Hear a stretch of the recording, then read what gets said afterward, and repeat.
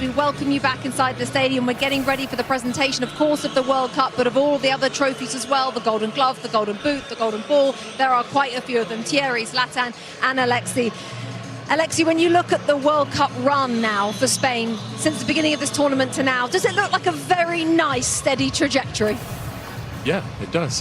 It does look very even, like as I said, very balanced, you know, while much of the world and the World Cup was focused on stars and big teams, and rightfully so, and they certainly brought it. This team, to the extent that Spain can stay under the radar, was relatively under the radar in what they were doing, getting the wins, not necessarily showing up when it came to the stat sheet in stars, while you had your Mbappes running around and doing what they were doing. This team, their biggest star, Lamine Yamal, he's a world champion. Right? Did he star throughout the tournament? In his own unique way, but certainly not compared to the other stars in this tournament. But we heard Stu, and everybody has said that is part of what this team was built on, is depth and talent and spreading the wealth, regardless of how big a star you are. It's also built, as you mentioned, Thierry, on identity and on philosophy. It's a system there in Spain. For maybe plenty of people watching who don't yet understand or know too much about that, how can other countries get a system like Spain's? Go to work. Think about how you want to go about it. At every level, play the same way. This is why they're dominating world football on every level, and it can be men and women. It doesn't really matter. They go about it the same way. But I wanted to add something very important, because before the break we saw Ferran Torres, and before the game we talk about Leo Messi.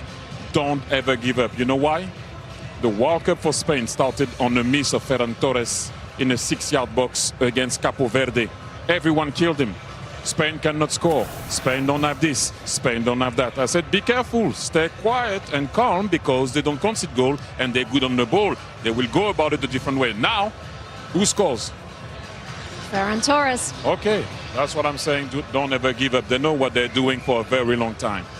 Lamine Yamal, we know, we've talked about him with you all competition long. We know you think he's the best player in the world. He hasn't maybe shown that. Maybe is that fair during this World Cup, Zlatan? But 19 years of age, he's a world champion, right? As Alexis said, he came in the tournament, he wasn't 100%. He didn't have his best tournament, and still Spain dominated every game.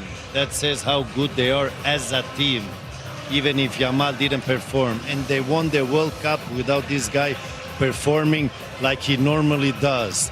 So that says how good Spain is. Because when they start to play and when they start to do those passes, they take your spirit away. They take your hope away.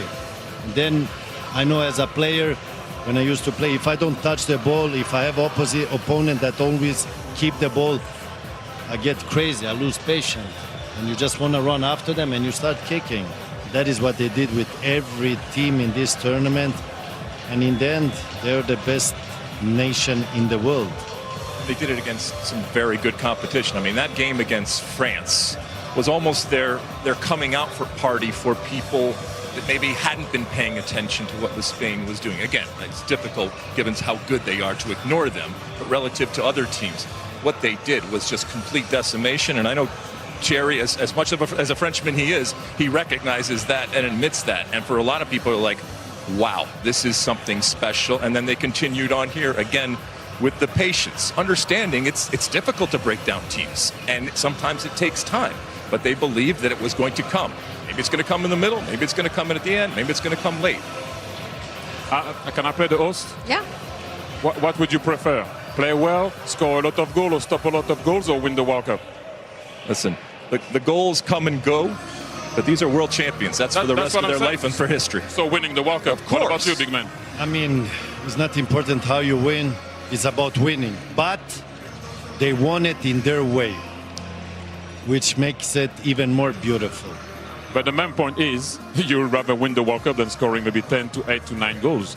I'd rather win the World Cup personally. And remember, every day of the week. It's the best defense also in the tournament. Yes. So it's not only about the best attack. It's the best attack normally is the best They defense. defend high. You don't have to defend your box. You can defend in every area of the field. They pick and choose to defend high, and it's the team that conceded the less goal and the less opportunities.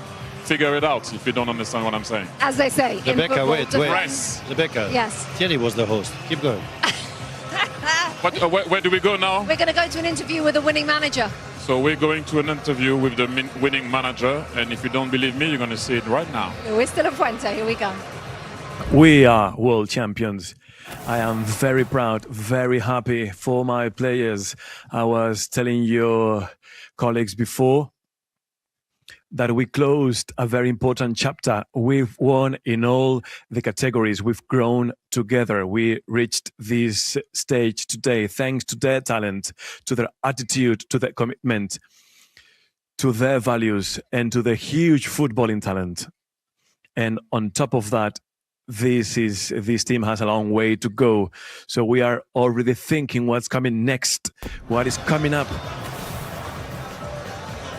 Some thoughts there from Luis de la Fuente, and a key phrase, Alexi, in that interview: we have grown together.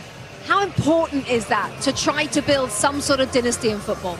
But I also think what was key is the way that he phrased it as it's not just at the senior level, it's not just men's, it's women's, it's kind of everything in the way that they think about doing things. Now you have to get buy-in. It's a very different type of culture. It has a history, it has an understanding, it has previous success that they can build on. But at some point, you have to say, this is the direction that we're going because this is who we are.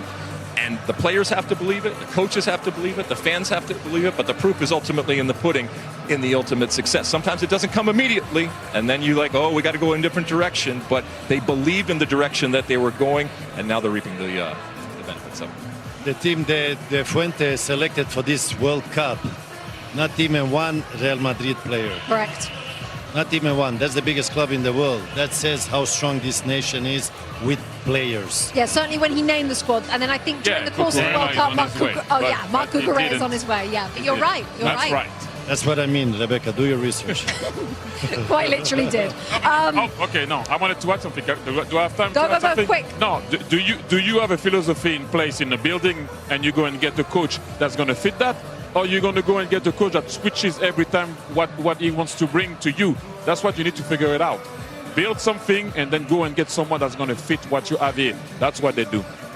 That's interesting. Yeah, very interesting. Let's hear from the goal scorer, because Ferran Torres, just a second substitute to score the winning goal in a World Cup final. Let's hear from him now. Ferran Torres, champion of the world. How does that sound? Honestly, I can't believe it. I just try to enjoy, but I don't know what's happening. Tell me about the moment that your beautiful left foot made the contact and the net bulged. Honestly, I didn't think too much. I just saw the ball coming to me, and I just shoot with the power of all the Spanish people. Eres campeón del mundo. Muchas gracias. Sí, enhorabuena, tío. Some words there from the goal scorer, the match winner, world champion Ferran Torres. Just a reminder, we will, of course, bring you the trophy lift. We're also waiting for the other awards as well. The likes of the Golden Boot, Kylian Mbappe has won that. The likes of the Golden Ball, Golden Glove as well for best goalkeeper at the tournament. Golden Ball is for best player. Let's talk about Argentina just real quick, because they brought a lot to this tournament, absolutely. Today, what did they bring? First off, let's keep some history. Back-to-back hasn't happened, and it still hasn't happened since 58-62. So it's very, very difficult. History is against them, but this is still a wonderful team. Relative to this tournament, what they did, it's not all Messi, but it is a lot of Messi, and I think people are going to be talking about this team for a long time. But as we mentioned, time and time again, they went to that well, and it was a beautiful well, and it was a magic well, and it was one that not just Argentinian fans, but everybody kind of wanted to be a part of and wanted to see them still have something in it. Today they went to that well, and it was dry, but they did what they needed to do to at least compete, to even have a chance, and that's a credit to them, that's a credit to the mentality. But I think, just as France the other day will say they got beaten by a better team thoroughly, I think even though it lasted this long,